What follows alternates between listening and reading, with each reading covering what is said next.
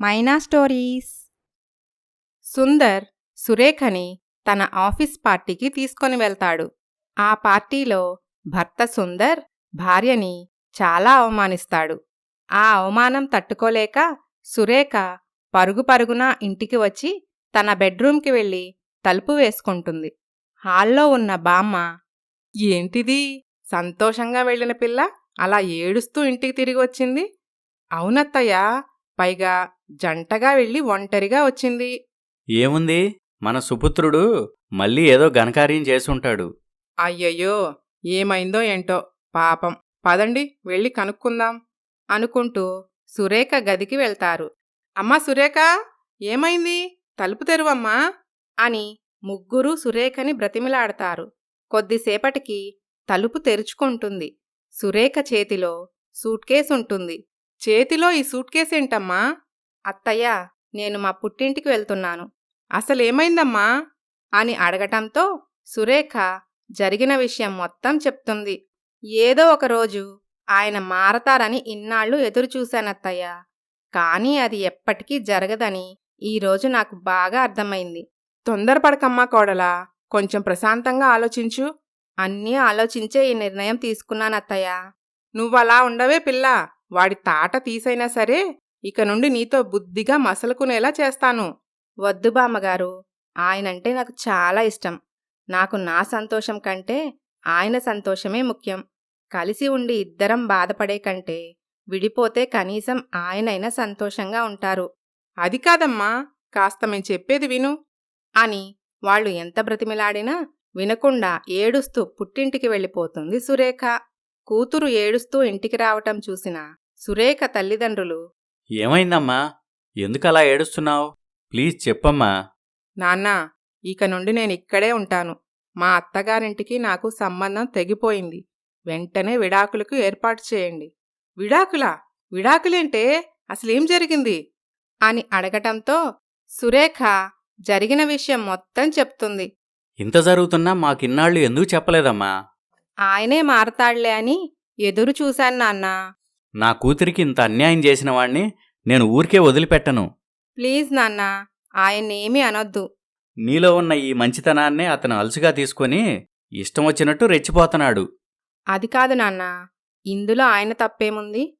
ఆయన ఇష్టాయిష్టాలు పట్టించుకోకుండా లావుగా ఉన్న నన్ను ఆయనకి కట్టబెట్టారు.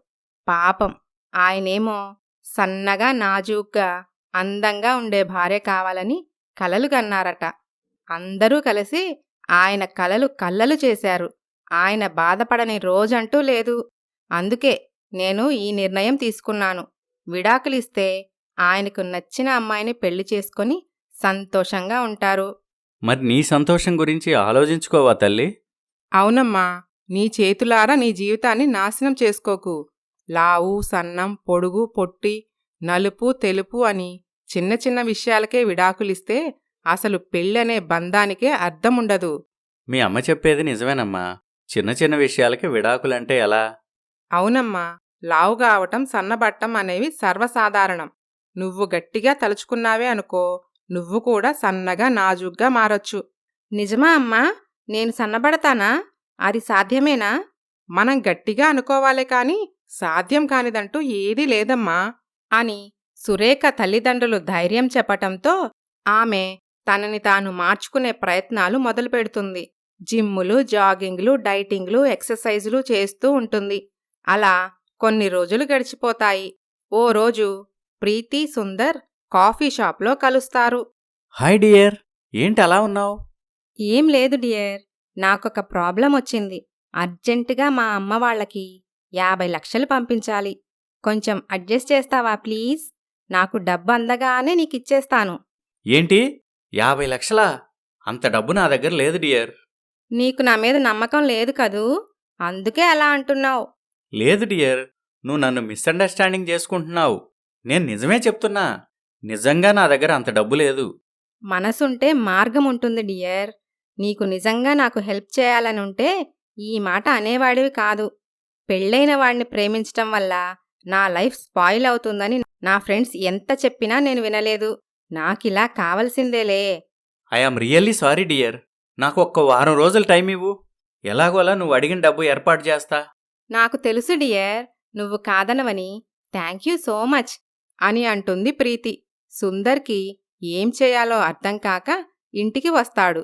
అతని తల్లిదండ్రులతో, నాన్నా, నాకు 50 లక్షలు కావాలి. ఏంటి? 50 లక్షలా? ఎందుకురా అంత డబ్బు? ప్రీతికి కావాలట. మళ్ళీ తిరిగి ఇస్తానని చెప్పింది. ఏంట్రా ఇచ్చేది? ఒక్క రూపాయి కూడా ఇవ్వను. ఎందుకివ్వరు? ఈ ఆస్తిలో నాకు వాటా ఉంది. ఇదేమీ మీ తాత ఆస్తి కాదురా. నీకు వాటా ఇవ్వటానికి మీ నాన్న కష్టపడి సంపాదించుకున్న ఆస్తి. అంటే తండ్రి ఆస్తిలో కొడుక్కి వాటా ఉండదా ఏంటి? ఉండొచ్చు, కానీ ఆ వాటా నా ఇష్ట ప్రకారం నేనిచ్చినప్పుడే నువ్వు తీసుకోవాలి. అర్థమైందా? అయినా సిగ్గులేదరా నీకు? నీ జీతం మొత్తం ఏం చేస్తున్నావు? ఒక్క రూపాయి కూడా ఇంట్లో ఇవ్వటం లేదు. పైగా ఆస్తిలో ఆ వాటా అడుగుతున్నావా?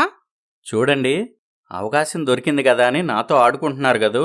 మీ సహాయం లేకుండానే 50 లక్షలు తెచ్చి చూపిస్తా. చూస్తూ ఉండండి అనుకుంటూ బయటికి వెళ్ళిపోతాడు సుందర్. ఓ వడ్డీ వ్యాపారి దగ్గరకు వెళ్తాడు. నాకు అర్జెంటుగా 50 లక్షలు కావాలండి. చూడు బాబూ, అంత డబ్బు మీకు ఇవ్వాలంటే మీ ఆస్తి పేపర్లు తాకట్టు పెట్టాలి. అప్పుడే ఇస్తాను. మా ఆస్తి అంతా మా నాన్నగారి పేరు మీద ఉందండి. అయితే మీ నాన్నగారి చేత షూరిటీ సంతకం పెట్టిచూరా. క్షణాల్లో ఆ డబ్బు అరేంజ్ చేస్తా. అందుకు మా నాన్న ఒప్పుకోడండి.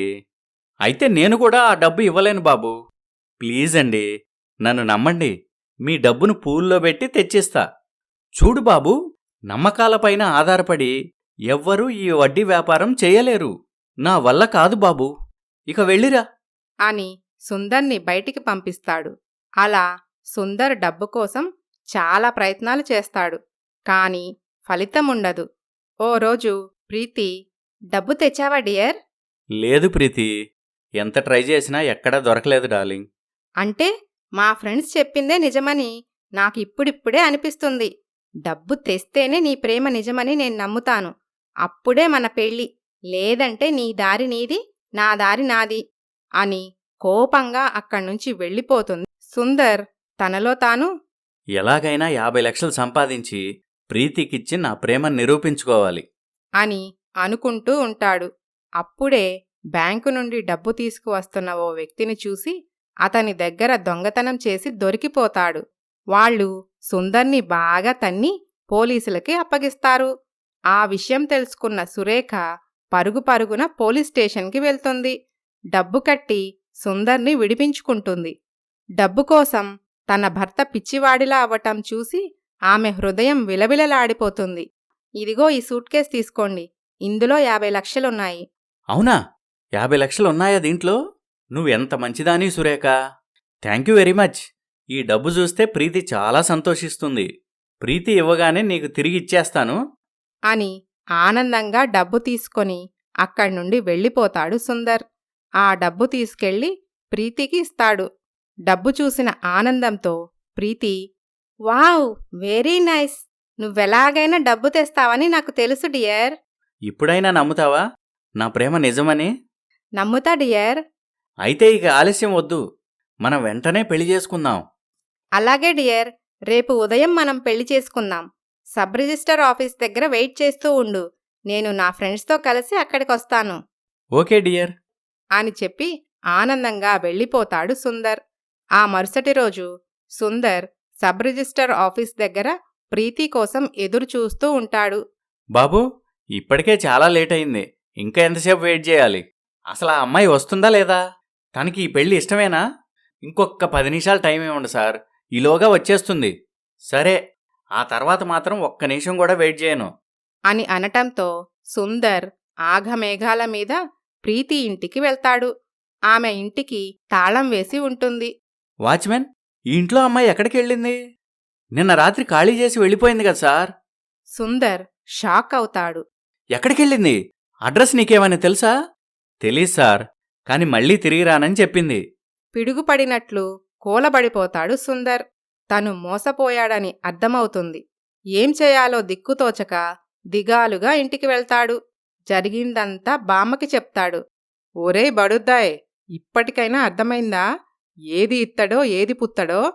బంగారం లాంటి భార్యని కాదని ఆ టెక్కులాడి దాని చుట్టూ తిరిగావు. అది నువ్వు జైలుకు వెళ్లేలా చేసింది. కానీ నీ భార్య నిన్ను జైలు నుండి విడిపించుకుంది. పాపం, అది చాలా మంచిదిరా. నీమీదే పంచప్రాణాలు పెట్టుకుంది. ఇప్పటికైనా నీ భార్య విలువ తెలుసుకో అని బామ్మ హితబోధ చెయ్యటంతో ఆ క్షణం సుందర్కి తన భార్య విలువ తెలిసి వస్తుంది. తన భార్య కోసం వాళ్ల పుట్టింటికి వెళ్తాడు. నన్ను క్షమించు సురేఖ. ఆ ప్రీతి చేతిలో మోసపోయాకే నీ నిజమైన ప్రేమను తెలుసుకోగలిగాను. పర్వాలేదండి, ఇప్పటికైనా మీరు నా ప్రేమను అర్థం చేసుకున్నారు. అది చాలు.